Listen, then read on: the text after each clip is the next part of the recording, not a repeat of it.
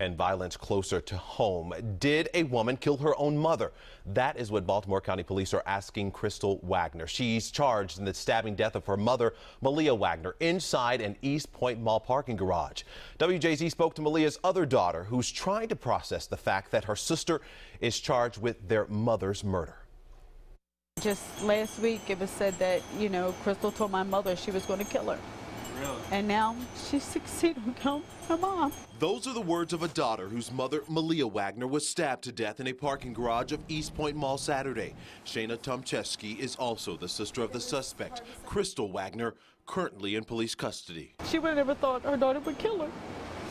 She tried to see the good in everybody. Shayna says for some time her sister has not been the person she knew growing up. She was diagnosed with being bipolar. She never took her medicine. She thought she was fine. I kept telling my mother that I felt like my sister Crystal was going to do something. And my mother was like, oh no, she would never hurt nobody. I don't feel she did anything wrong when she stabbed her husband. And I kept telling my mother, yeah, she did, Mom. Baltimore County Police say surveillance video from inside and outside the mall showed the mother and daughter together. Once in that parking area, the daughter attacked her mother and at some point pulled out a knife and stabbed the mother to the upper body several times. The assault itself not captured on video, but police say what is seen is Crystal driving away in her mother's vehicle. Shayna says that she was at her mother's home in Dundalk when Crystal returned. She was distraught.